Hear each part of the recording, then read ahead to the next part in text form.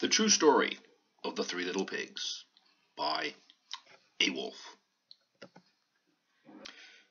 Everybody knows the story of the Three Little Pigs, or at least they think they do. But I'll let you in on a little secret. Nobody knows the real story, because nobody has ever heard my side of the story. I'm the Wolf. Alexander T. Wolf. You can call me Al. I don't know how this whole big bad wolf thing got started, but it's all wrong. Maybe it's because of our diet. Hey, it's not my fault wolves eat cute little animals like bunnies and sheep and pigs.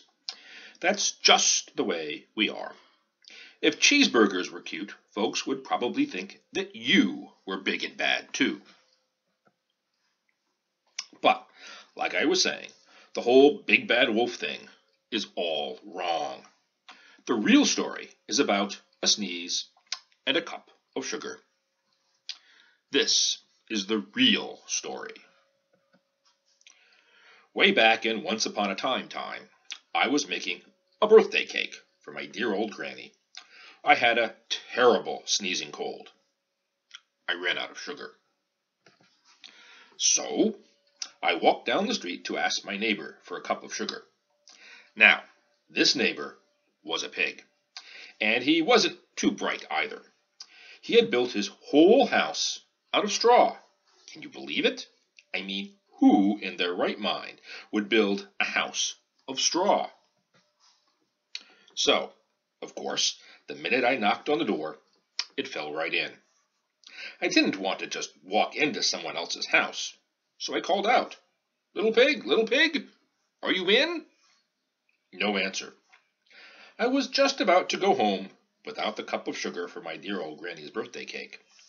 That's when my nose started to itch. I felt the sneeze coming on. Well, I huffed, and I snuffed, and I let out a great sneeze. And you know what? The whole darn straw house fell down. And right in the middle of the pile of straw was the first little pig, dead as a doornail. He had been home the whole time. It seemed like a shame to leave a perfectly good ham dinner lying there in the straw. So I ate it up. Think of it as a cheeseburger, just lying there. I was feeling a little better, but I still didn't have my cup of sugar. So I went to the next neighbor's house. This neighbor was the first little pig's brother. He was a little smarter, but not much. He had built his house of sticks. I rang the bell on the stick house. Nobody answered. I called, Mr. Pig, are you in?" He yelled back, "Go away, Wolf. You can't come in. I'm shaving the hairs on my chinny chin chin." I had just grabbed the doorknob when I felt another sneeze coming on. I huffed, and I snuffed, and I tried to cover my mouth, but I sneezed a great sneeze. And you're not going to believe it, but this guy's house fell down just like his brother's. And when the dust cleared, there was the second little pig, dead as a doornail. Wolf's honor. Now, you know that food will spoil if you just leave it sitting out in the open. So I did the only thing there was to do. I had dinner again. Think of it as a second helping. I was getting awfully full. But my cold was feeling a little better, and I still didn't have that cup of sugar for my dear old granny's birthday cake.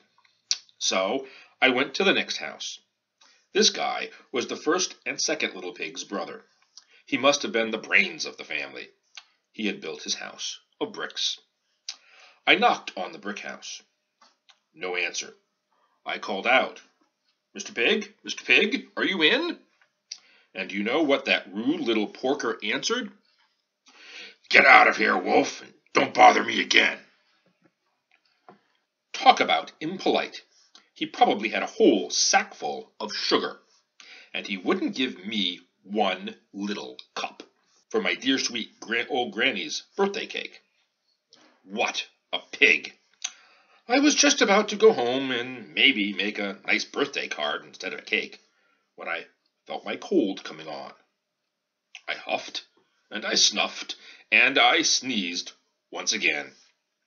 Then the third little pig yelled, "And your old granny can sit on a pin." Now, I'm usually a pretty calm fellow, but when somebody talks about my granny like that, I go a little crazy.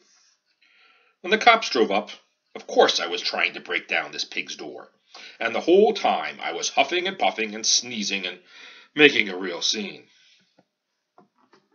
And the rest, as they say, is history. The news reporters found out about the two pigs that I had had for dinner. They figured a sick guy going to borrow a cup of sugar didn't sound very exciting. So they jazzed the story up with all that huff and puff and blow your house down, and they made me the big bad wolf. That's it. That's the real story. I was framed. But maybe you could loan me a cup of sugar?